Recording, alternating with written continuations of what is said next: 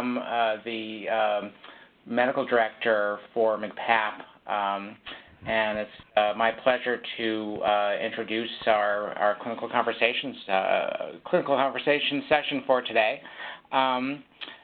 Just to remind you that this is our program that takes place the fourth Tuesday of every month. The topic that we have for everyone today is a really exciting one. It's called Massachusetts Department of Mental Health, Child, Youth, and Family Services and Resources Available in Your Community. Before we get started, a couple of housekeeping issues to go over. First is that the session will be recorded and available on the McPAP website at www.mcpap.org. So if you have colleagues who weren't able to attend, please remind them about that and let them know that they're welcome to access it that way. A copy of the slides will be available on the McPAP website as well under the Archive News and Webinars page under the About McPAP menu. Presenters will stop for questions at several points during the presentation, and there's also going to be time at the end for questions. If you have a question or comment, please type it into the question box during the presentation, and we'll read out your question or unmute your line to enable you to ask your question. You will receive a very brief survey at the end, and we would really appreciate you taking a moment to give us feedback so that we can improve future presentations. So for today, I want to introduce our speakers. So we have three speakers. The first is Dr. Nandini Talwar. She's a child psychiatrist for the DMH Child, Youth, and Family Central Office. She has worked for DMH as a child and adolescent psychiatrist for 22 years, and she also works for Tufts University Counseling and Mental Health Center as a child and adolescent psychiatrist. She completed a triple board program, which is a combined program in pediatrics, child, and adult psychiatry at Tufts. The next speaker is Melanie Schanche, and she is the Assistant Director of Child, Youth, and Family Services for the DMH Metro Boston area. Before joining DMH, Melanie worked for several years in Massachusetts, community-based behavioral health agencies that served children and adolescents. And last but not least is Theresa McIntyre, who is the Coordinator of Family-Driven Practice for the DMH Metro Boston area. Before coming to DMH, Theresa worked as a parent partner at Bay Cove, providing support to parents and caregivers of children with mental health conditions. So thank you again for joining us, and thank you to our speakers, and we'll go right ahead and get started. Okay, this is Nandini Talwar. Good afternoon, everybody, and thanks to McPAP and DMH for coming together for this important clinical conversation. We're calling it a kind of a DMH 101 primer, we're going to be going over several different areas, an overview of our services, how to apply for DMH services, a description of some of the services that DMH provides, areas where PCPs and DMH can collaborate together in taking care of youth and families, and then finally DMH resources that are available to youth and families who are not authorized to get services through DMH, and also some additional slide information on how to get more information. So, one of the points we wanted to highlight to get us started here is that DMH is very much like a tertiary care agency, and our agency plays a very highly specialized role in the delivery of mental health services for people of all ages, but those really with the most serious of mental health needs. Our agency, as you may know, is quite committed to a strong recovery and rehabilitation vision for the clients we serve. And as a tertiary care kind of agency, and unlike many other states, we are able to provide services to clients who are not able to get what they need from other agencies and systems such as mass health, commercial insurance, school systems, DCF, community programs, etc. Unlike CBHI services that are provided through Mass Health, or services funded by schools or DCF, DMH. DMH services are not considered an entitlement service, so therefore there's a very highly specialized evaluation and assessment process that assesses whether someone meets the strict criteria that we have for obtaining DMH services, and my colleague Melanie will explain that in detail shortly. The Commonwealth is divided into 5 geographic catchment areas, and based on where a DMH youth and family reside, they are served by one of the 27 site offices that we have through our state. And there's a link down here that can help you figure out which DMH office may cover a particular DMH client who you may also be taking care of. So this slide here is just to show sort of the number that we serve within DMH. And if you look down at the box that's sort of highlighted where it says the total unduplicated count of people served based on DMH enrollments, we serve somewhere between 3,500 and 4,000 youth on any given year, and in a variety of different services that the Child, Youth, and Family Division of DMH provide, and some of those are listed here, such as case management, inpatient, etc. And we will be going through those also in a little more detail so that you understand what services DMH provides and also what services we do not provide. The next slide here shows us a little bit about, in terms of what DMH the numbers of people, youth and families that DMH provides services to in comparison to our sister agencies and other state agencies or agencies throughout the Commonwealth. So, for instance, DMH provides services to between 3,500 and 4,000 youth, as I mentioned. In contrast, Mass Health members that received CBHI services in 2017 was in line with 37,000. And the Massachusetts Department of Children and Families, DCF, served over 50,000 children and adolescents in 2018. So the number that we serve is relatively small compared to youth that are being cared for and being provided services through special education in schools or, like I said, our sister agencies or through CBHI and Mass Health. With the initiation of CBHI services for Mass Health, it became evident to us at DMH that we were receiving more and more referrals for youth who were covered through commercial insurances. So youth that had CBHI services through Mass Health had access to many of the services that you all are familiar with, such as, wraparound services in the home with family support, in-home behavioral services, mobile crisis, etc.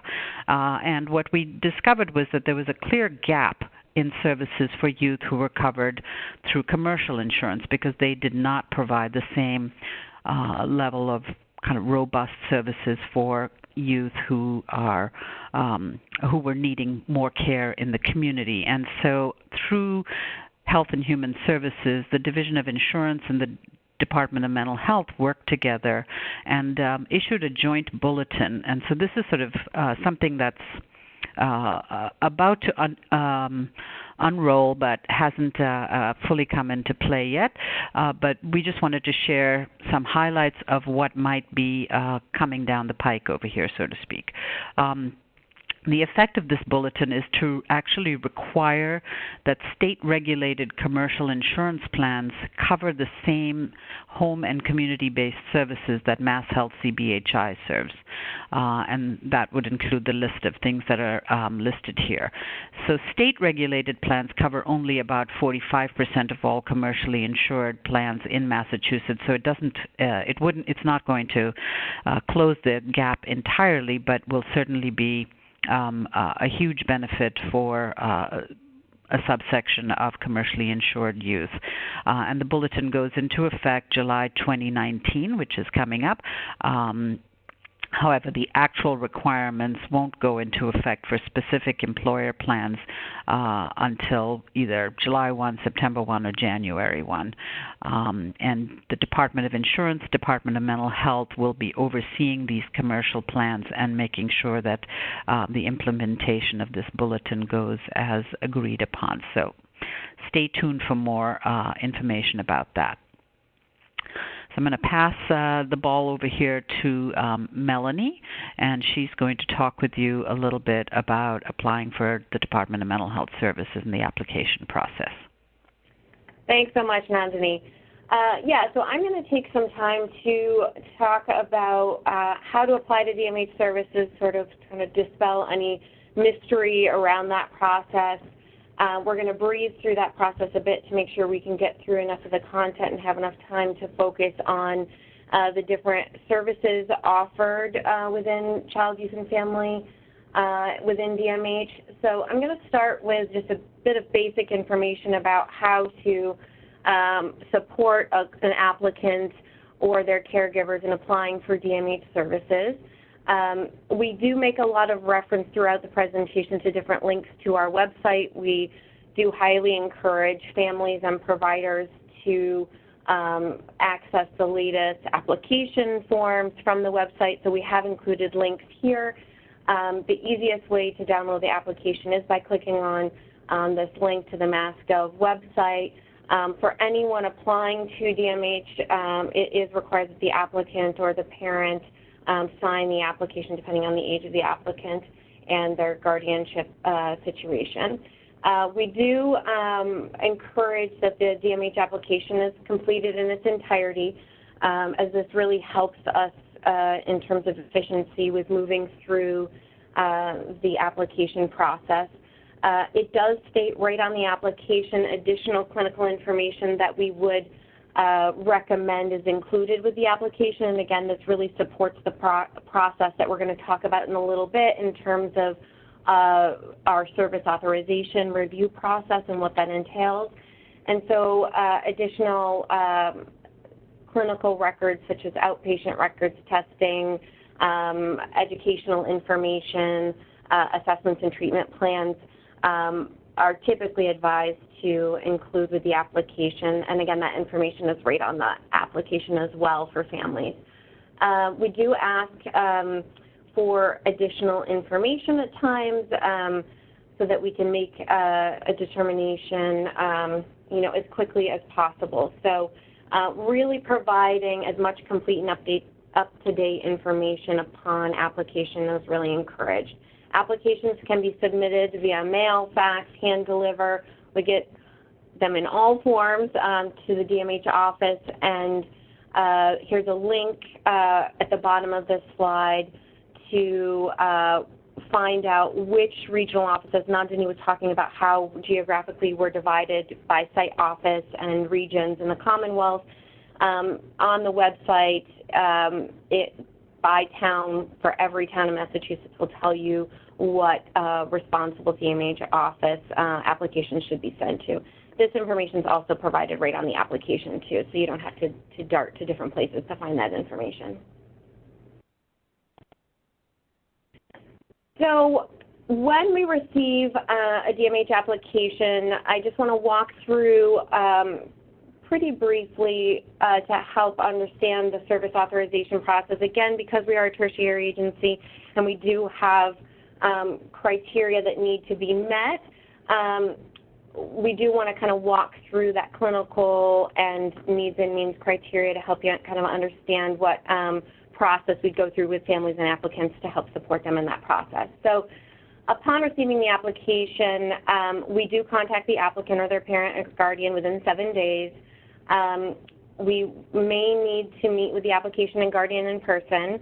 DMH has 90 days to complete the service authorization process. And if the application qualifies for DMH services, DMH will determine what services are needed and if they are available. Again, our services are pretty limited comparatively to other state agencies, so we use criteria to prioritize these services. And there is a link right there to our regulations. So our service authorization process has a clinical criteria component and what we call a needs and means component. So I'm just going to walk through the clinical criteria more generally. CYF, where we refer throughout the presentation as child, youth, and family, and that is for youth and young adults up till age 22, to the 22nd birthday, and adults 18 and over. You'll see that there's a crossover between 18 and 22, and that's really intentional to support the transition age youth young adult population with potentially resources on the child, youth, and family side or the adult service system, depending on need.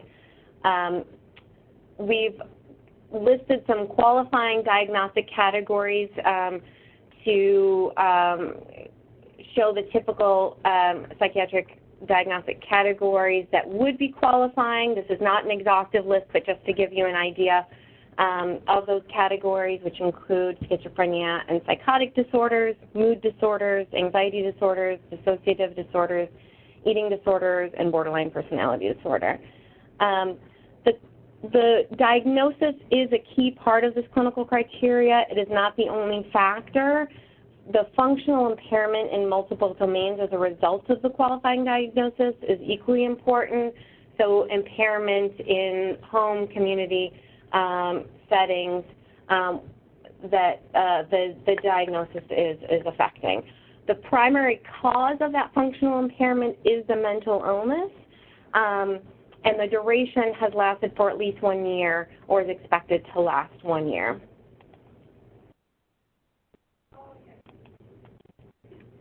So in terms of disqualifying diagnoses, this is a question we get often.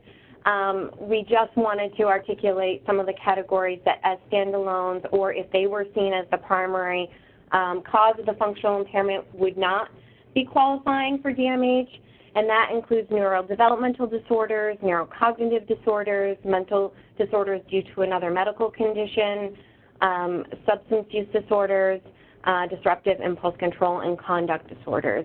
I'm sure there might be questions at the end that come around this, but typical questions that we get in this realm include if autism spectrum disorder is is seen as the primary cause of functional impairment, or a more significant intellectual disability, for example, that those as primary would not be considered qualifying. So the second piece of the service authorization process is what we call needs and means, and these are some of the questions that we in our service authorization department would be asking and trying to answer, again, from a tertiary agency perspective, of agency of last resort, in thinking about if services that are needed are available in another way. So some of the questions we ask are, what services do the applicant and family already have? What are being identified as current unmet needs or services that are still needed that haven't been able to access? What is the family or the applicant saying they want at this time? Can the applicant family access the needed service in another way? And is the service available through DMH? So we just wanted to give a couple of vignettes, as I think this makes it a little bit more real to the youth and families that you're working with and that we're all working with, to give a couple of pretty common examples of typical scenarios of families that might come to, or that might apply to DMH for support. So here in the first vignette, we've outlined a 10-year-old male who lives with his mom and siblings. He has educational supports through an IEP and is currently attending a therapeutic day school. He was referred by DMH by an existing team of mental health providers, so a CBHI team already in place. The client has many strengths and a lot of supports in place. Even with all of those supports, the client's still struggling pretty significantly with self-regulation and peer interactions and social engagement. That current diagnosis is PTSD and DMDD. Mom is pretty overwhelmed, can't find, the right therapeutic activities for her child beyond the existing services they have during out-of-school time. Mom wants to keep her current services in place, but is looking for something additional for from DMH. This is pretty typical in terms of kiddos that are being referred by existing community-based providers, and also where parents want to keep their existing supports and they're looking for something in addition to help support their child remaining in the community safely.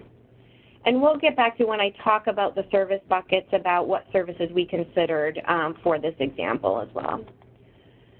And the second vignette gives another example. 15-year-old female lives with her adoptive parents, has been struggling for some time with depression and anxiety, suicidal thoughts, attends therapeutic school, overall generally doing fairly well there, referred by her current service providers, really hasn't gotten out of sort of a crisis state and has had multiple inpatient admissions in the past year. Family's very engaged in services, but they're really kind of continually struggling with the acuity, and team is really worried that if more significant supports aren't provided, this youth is really at risk for out-of-home treatment. So now I'm going to spend some time, and pardon that I am going through pretty quickly, but we're going to talk about the different kind of service buckets that DMH, Child, Youth, and Family provides across the Commonwealth. All of these services are provided in each of the regions. The number of programs or who those programs are provided by varies by region, but we're going to go through the buckets more generally to help understand those different levels of care. And these include case management, flexible support services, what we fondly refer to as flex services, day services, continuum, out-of-home treatment, intensive residential, and continuing care. So Child, Youth, and Family case management, this includes assessment of needs, service planning, care coordination, advocacy, individual support to those youth and families, and obvious linkage to other community-based supports. Case management services typically are provided by us when we are also providing other intensive services, which we're going to get to those in a moment. They're not typically, case management is not typically provided as a standalone. In addition to case management, we also have significant flexible support services, which is our biggest bucket of community-based supports. And if we reference back to one of the early slides that Nandini referenced around the number of youth that we support, our huge numbers of that 3,000 to 4,000 per year are really provided within our flexible support services bucket. And that includes clinical services, therapeutic support, peer mentoring, parent-caregiver peer support provided by family partners, and flexible funds. When we refer to flexible funds, this is where things that are sometimes associated with DMH, such as respite support, therapeutic camperships, other therapeutic activities, classes that would support treatment, that's where those typically fall. These services really vary in intensity based on, and have the flexibility to vary in intensity based on the need of the individual youth and family. They're provided through team or individual practitioner or group modalities. So again, these services can be provided as an individual entity or multiple services of the 5 listed above, and any one of those provider roles can be providing therapeutic group modality for youth in the different regions. Each of our CYF area offices has contracts with a number of vendors to provide these services. And again, clients and families would be expected to access similar services through their insurance first, either through Mass Health or based on their private insurance coverage, as Nandini referenced through that bulletin. And that's obviously an evolving process. We also have 29 what we refer to as day programs statewide, and our day services are intended to provide youth with recreational and skill-building activities and clinical support in a structured environment out of their school time. The therapeutic day services include 4 service models, and these really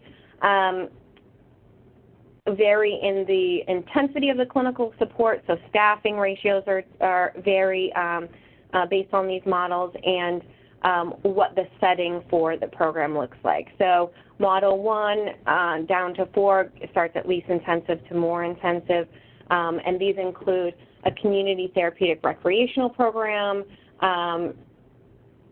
2 and 3 are more milieu-based after-school programs, psychoeducational and recreation programs, therapeutic milieu after-school program, and our intensive day programs.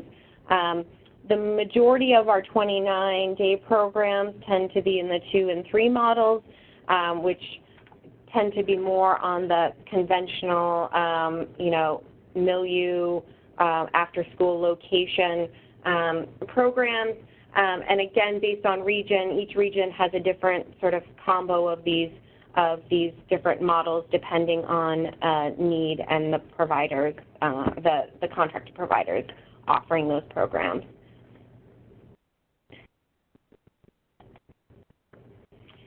We also offer child abuse and family continuum services. This is really an important service for us as it's our most intensive home-based wraparound service that we offer through DMH that provides a range of interventions. It's really to support youth that are at high risk for out-of-home treatment and have family willing to engage in the treatment services. As they are pretty intensive services, it is a really important that family involvement factor is really essential to the provision of these services. The focus is really to address challenges occurring in the home, community, and school to promote stable functioning and maintain that community tenure for youth.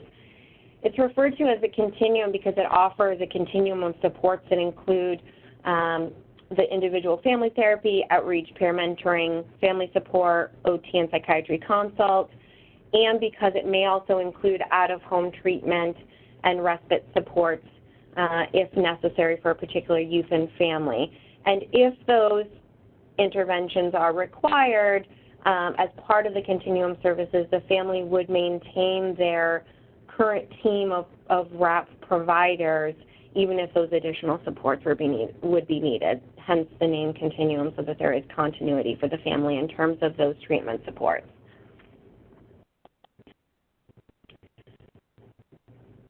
We also offer out-of-home treatment services. However, there's a little bit of a disclaimer that really the vast majority of youth served by DMH are supported in the community in alignment with our mission to provide services in the least restrictive environment to maintain community tenure. However, if we are supporting youth with out-of-home treatment, a small youth that we do support are supported in residential school, intensive group home, and pre-independent living programming.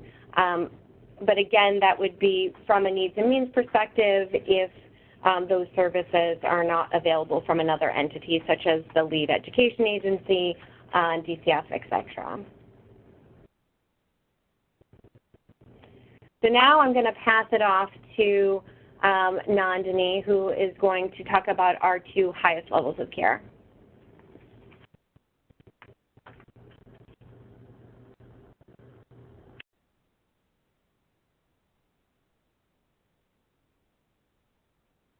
A group of programs. Oops, sorry. Let me unmute myself. Am I unmuted? You're all set. Can you hear me? We can hear you. Okay. All right. Thanks. This is our highest levels of care that we provide through the Department of Mental Health. We have a series of intensive residential treatment programs, that's the IRTPs, as well as 2 programs that we call CCUs. Those are the inpatient continuing care units, and those are located at Worcester Recovery Center and hospital out in Worcester. This group of programs are really for those kids who have the highest level of need, who present themselves as being a danger to themselves, danger to the community, or really are unable to take care of themselves by virtue of a serious mental illness. So basically civil commitment criteria, because they are locked programs. We have 5 IRTPs. They're all They're all 15-bed programs.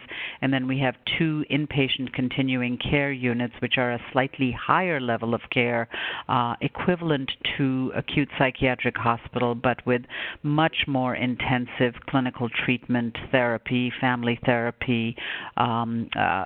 All of our programs have a Department of Education contracted school on site, so that youth who attend these programs and are required to be there because of serious concerns around safety have an opportunity to continue with their education.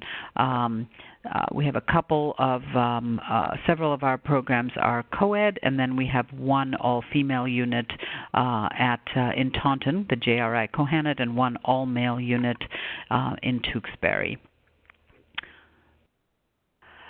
Next, I want to just talk a little bit about what opportunities we may have for partnering between primary care providers and the Department of Mental Health, particularly for those youth who we care for in the highest levels of care that I just mentioned. We often are sharing cases with primary care providers, youth who have serious comorbid medical diagnoses, youth who have eating disorders. We're struggling a lot with youth who are on complicated psychotropic medication regimens, who are gaining tons and tons of weight from being institutionalized and inactive and sedentary, and develop metabolic syndrome. So that is definitely an area that we would like to see enhanced in terms of our collaboration with community PCPs. We take care of some difficult and complicated youth who have somatoform disorders and often also have an underlying medical diagnosis, for instance, youth with both seizures and pseudo-seizures. And so that's an area where we often will be reaching out to PCPs and trying to develop treatment plans for those youth and families, particularly when they're coming back out into the community. And then as youth are being referred back home and into the community, we may also have some opportunities on our end to reach out to your offices to see whether you have names of local outpatient mental health providers and services who might be a good match to continue the good work that a youth might have been able to do while they were in our care. And at this point, I believe I'm passing the baton over to Theresa, who is going to talk a little bit now about services that are available for non-DMH authorized youth and families, which may be a good proportion of the folks that you all are taking care of. Thank you, Nandini. So we're going to talk about DMH resources for non-DMH authorized youth and families. DMH offers many community resources to youth, young adults, and families, as we mentioned, that do not require DMH service authorization. There's parent and family support programs, transitional age youth and young adult access centers, see the Center for Early Detection, Assessment, and Response to Risk. Our CYF Child, Youth, and Family support programs are provide parent peer support to parents and other caregivers of children, youth, and young adults who have mental health needs and are available to all parents and caregivers of children, youth, and young adults with mental health concerns. Services are provided by professionals who have lived experience being a caregiver of a child with a mental health need and are free of charge and free of service. Baby Cove Parent Support Group is a program that offers support to families and parents to actually navigate the system around special education and other topics and concerns that come up. There's family resource trainings on, for example, Let's Get Organized, which is sponsored through Family Ties. They have trainings on self-care, how to apply for Social Security if you have a child that may need additional services. And it's free for families and not billed through insurance. So parents can go at their own will And this is a great way for parents to make connections and provide support to each other. And, you know, parents don't feel alone, and that they actually have the support that they need. And also, it does not require DMH or other agency involvement. Next, we have Parent Professional Advocacy League, which is also funded through DMH. This is also called PAL, and it's Parent Professional Advocacy League is a statewide family organization. They have monthly statewide meetings that are located in Framingham, and it's around a family-focused organization dedicated to improving mental health and the well-being of children, youth, and families. And PPAL supports include workshops, trainings, focused on children's mental health, and they also have support groups that you can find with the links that's provided here of local support groups in the area. And lastly, we have the Mass Chapter Youth Move, and their information is also listed there as well. There are statewide lists of DMH family support programs, which the contact information is listed below in the different areas. We have the Young Adult Access and Drop-In Centers, Youth Board in Lawrence, Steps in Arlington, Temple in Framingham, Beer Center in Worcester, and Impact Center in Springfield. And these are DMH statewide, and they're funded by DMH. What is our Young Adult Access Center? These are drop-in centers that are funded through DMH and offers services for young adults. And they are low barrier, no appointments needed. They're safe for all, welcoming to diversity. It supports employment, education, housing, as well as recreation, access to laundry, showers, computers, support referrals for clinical services as needed, and staffed by young adult peers, along with other focused and positive youth development. You can find these young adult centers or access centers in Springfield at the Impact Center, Via Center in Worcester, Youth Board in Lawrence, Temple in Framingham, and Steps in Arlington. Another resource we have is finding additional young adult resources at speakingofhope.org. Speaking of Hope is a network for young adults to connect with others through shared experiences, resources, and to promote self-discovery. And their link is listed there. We have Center for Early Detection Assessment, which is called CEDAR, which is Center for Early Detection Assessment and Response to Risk. CEDAR is a specialized center for young adults ages 14 to 30 for our clinic who are experiencing new or worsening symptoms that may be warning signs of psychosis. The CEDAR clinic provides the following services: diagnosis and medication consultation, individual therapy, family support and parent coaching, ongoing medication management, and school coaching. And for more information, the link is provided there.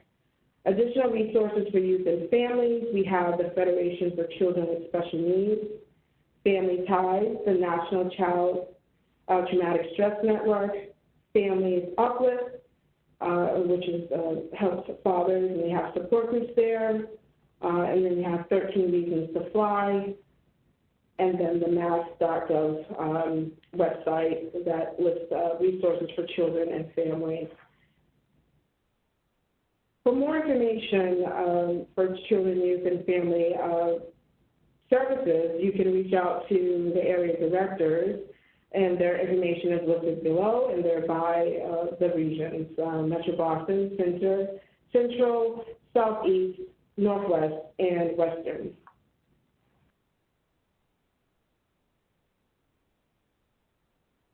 And if you have any questions, we can open it up for discussion. Thank you.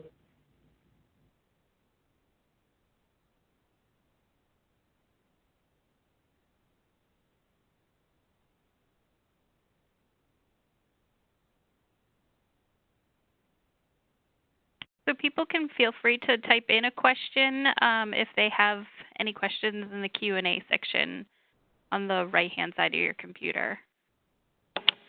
Beth, can people raise their hand if they want to be unmuted to ask their question verbally? Sure. Great.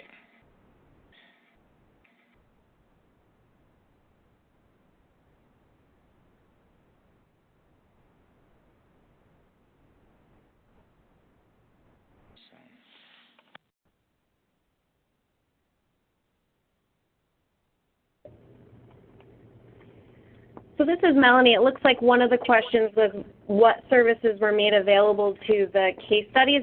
I'm guessing that might be a reference to, we can reference back to the vignettes,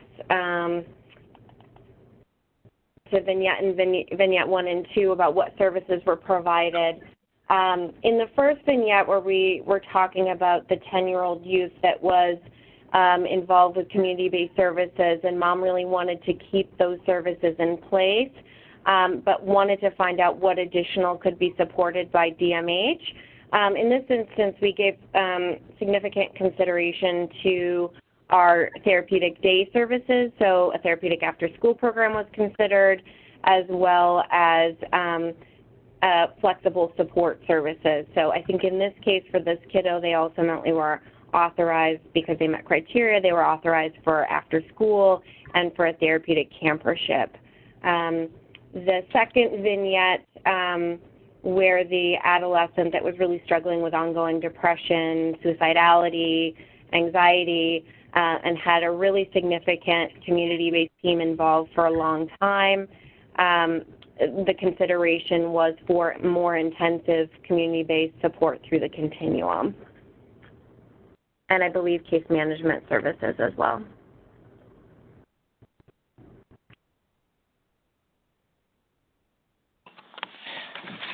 This is John Strauss.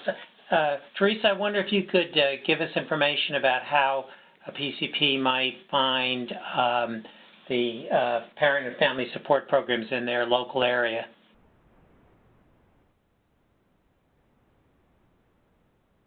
Or under,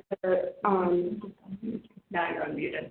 Yeah. Hi, yes, on page 24, the PPAL support includes a support group link, which is http ppal.net #find/help. So that link right there will provide you with a list of support groups throughout the area.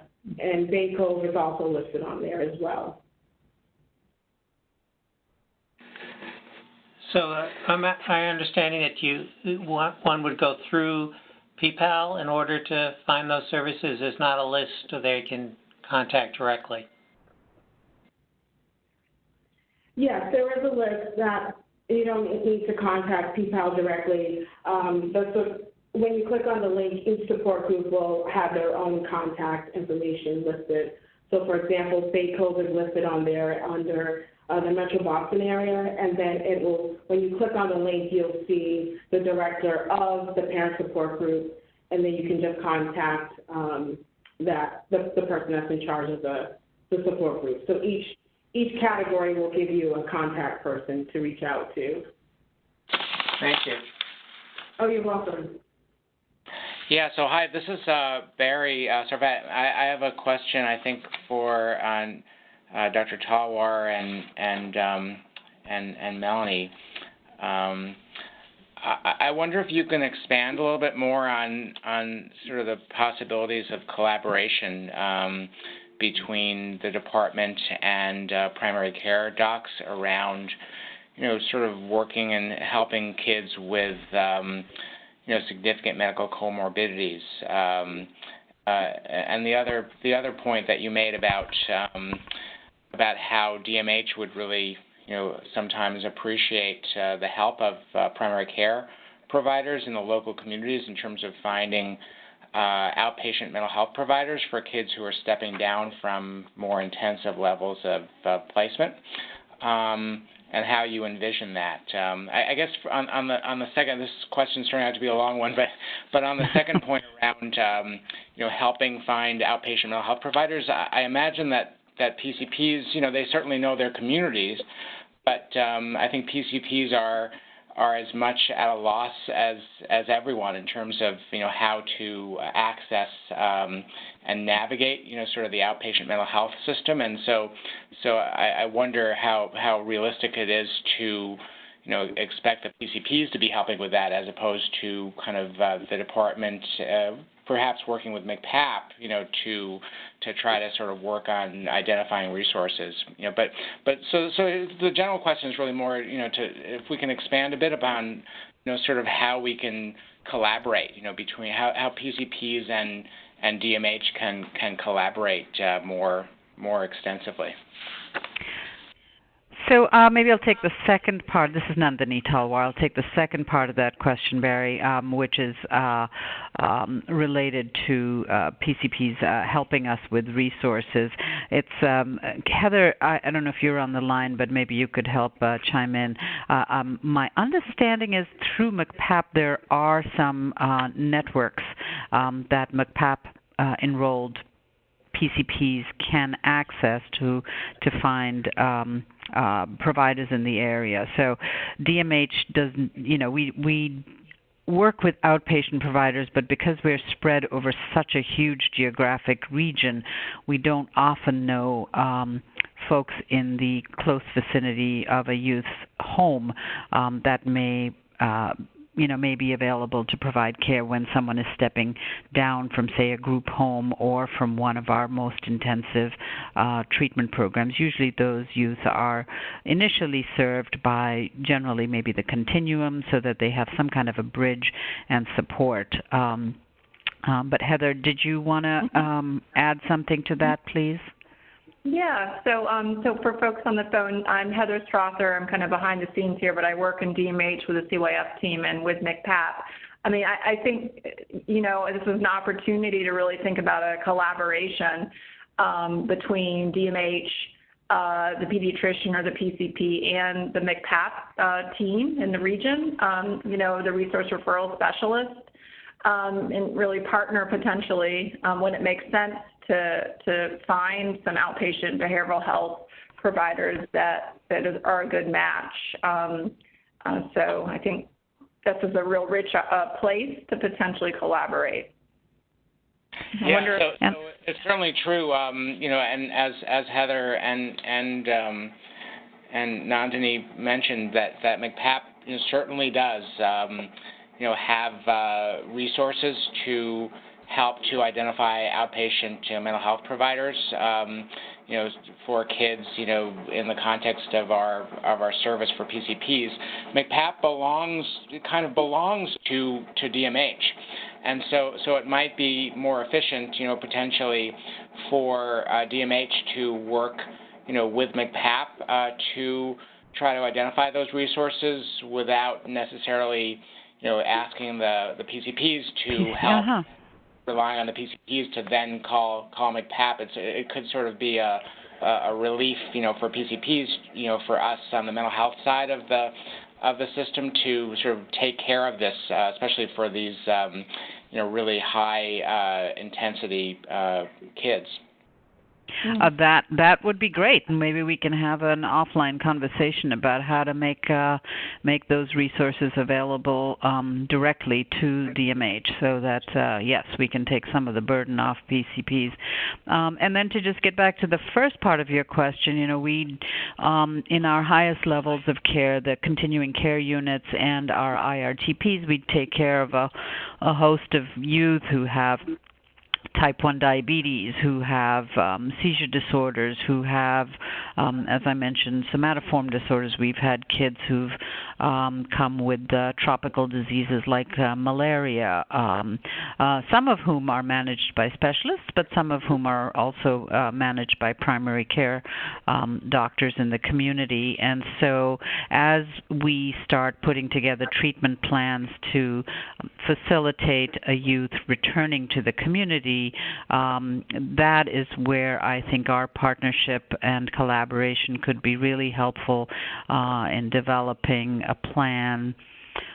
Let's say, for instance, particularly say for the youth who present with somatoform disorders, so that they have regular check-ins at the pediatrician's office and are not visiting emergency rooms and using resources in that manner, and that there's a plan in place to really designate the first pass going through the pediatrician's office to do an evaluation and see whether a specialty or more emergent referral needs to be put in place, and to, manage resources and also just manage the care so that it doesn't become so complicated. So those are some of the ideas that I had when I was thinking about that piece of collaboration. Thank you.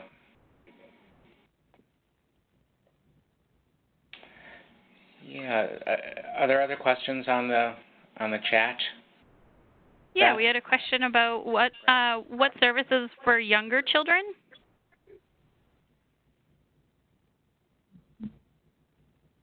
Melanie, do you want to take that one? Yeah. I figured I had to take my phone off mute. I figured that one was coming my direction. I think people don't conventionally think of DMH for the younger youth. So when we're thinking about, for the 6-year-olds, 3 to 8-year-olds. However, I will say that we serve a number of really young clients with pretty significant social emotional needs typically in our flexible support services and in our day programs. Through our flexible support services, we do a lot of group work, and that sometimes can be in early childhood settings or individual supports, either through an individual practitioner or team services through flexible support services for younger youth really struggling. We also, in each of the regions, really have partnerships with the school systems and their school-based services, and most youth actually are identified through the schools as having pretty significant needs, and so we do provide consultation to schools and support from school-based services such as group work and some consultation work there too. So there are a number of ways, typically through our flexible support services and through our day services for those young youth that meet DMH criteria, but also in those areas where you don't, in the services that Theresa spoke to, where you don't need to be DMH service authorized in order to access the supports. There are a lot of supports, particularly for parents for younger youth as well in those services. Thank you. I have another question, but I don't know if there's another question on the chat. Yeah, we have one more, and then and this is do families complete the DMH application for services, or do the PCP and providers fill out the application? Actually, let me piggyback on that, because my question was related to that question as well. It was actually it's one of those comment/questions, and so I was going to speak to that issue in a comment, just to say that that just to kind of clarify, and you should correct me if I'm wrong, but I wanted to clarify that we don't anticipate that PCPs would directly, be involved in the application, process for kids who need to have DMH services, just because that's it's sort of designed, from my perspective, to be kind of handled by a mental health provider, an outpatient mental health provider, who can sort of provide a lot of the data that's needed for that application, in collaboration with the parent, as well. And so if that's correct, I think that the conversation sort of around this whole issue really is about advocacy, because pediatric primary care providers have, a significant role as advocates, for kids with mental health needs. And so I wonder if you could speak to, the best, pathways for primary care providers to be able to advocate for kids who are under the responsibility of DMH in terms of, for providing services and case management.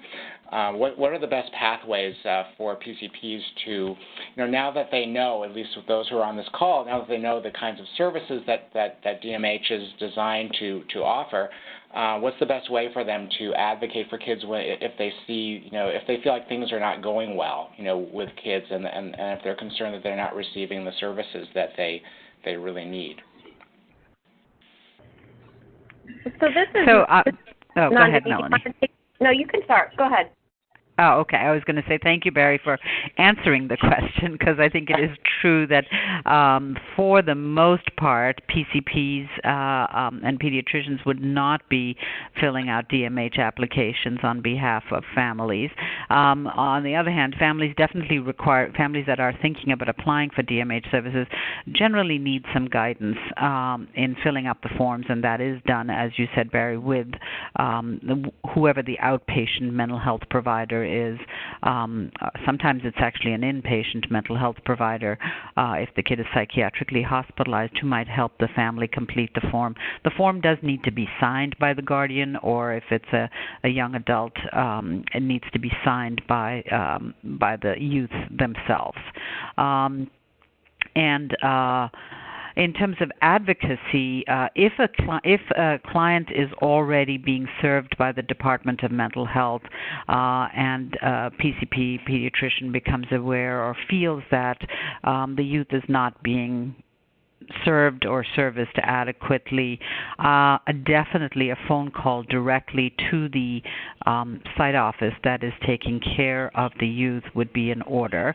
Encouraging families to have the right language to be able to advocate on behalf of their own children. But yes, a call from a pediatrician or helping a family make that call directly to the office to ask questions, to say, could my kid be a candidate for getting services from the Continuum or day services or after school services, would be great. Encouraging them to go to, we have a new and improved website that delineates many of these same services that are provided, and it's actually broken down also by area. So there are some unique differences from geographic area to area, depending on what the DMH team feels has been most needed for the youth that they serve. So there are some variations. So what Boston area provides may not be the same as what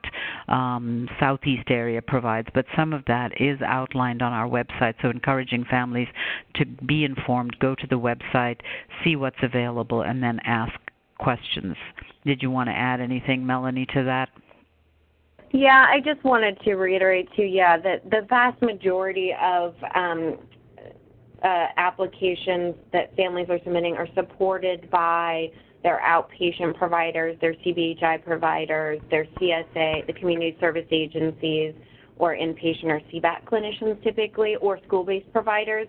So that's really where our, ongoing direct partnerships at our regional offices in terms of ongoing consultations. We sit and are connected to, in terms of a liaison consultation role with each of the community service agencies in each of the regions. And so we have strong partnerships with those mental health providers to ensure that they know that they have direct contact with us. We're small but mighty DMH teams based on the size and scope that we already talked about, but our relationships are tremendously important to that connectivity to empower the providers to be able to support families effectively in getting to DMH and getting to DMH appropriately. So a lot of this is just to help you understand the process behind the scenes and how to best support directing families to their existing providers to support them through that process. And just to reiterate what Nandini said too, that's just to help you understand the process that families are going through to get to DMH. But we do to partner strongly with those community-based providers so that they feel like they have easy access and understanding to connect with DMH for those families.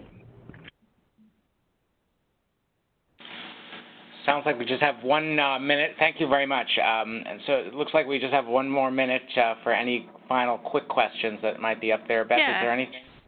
I think we have one quick question. It might have already been answered, but what services were made available to the case studies?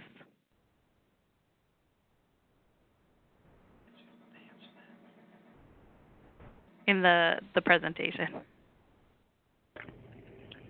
So the vignettes, I think did we answer that question? We answered that question earlier, I believe. Yes. But, okay. Sorry about that. No, it's okay. If it needs reiterating, I'm happy to talk about it more. Yeah, I think we probably should end. momentarily. So I just wanted to thank everyone for their attendance, and I wanted to thank the presenters very much for their work. And please just if you have a moment to fill out the feedback survey at the end, that would be wonderful for us. And just a reminder that the slides will be posted on the website, MCPAP.org, so that you can get the information that was on the slides. Great. So thank you all again, and have a nice rest of your day.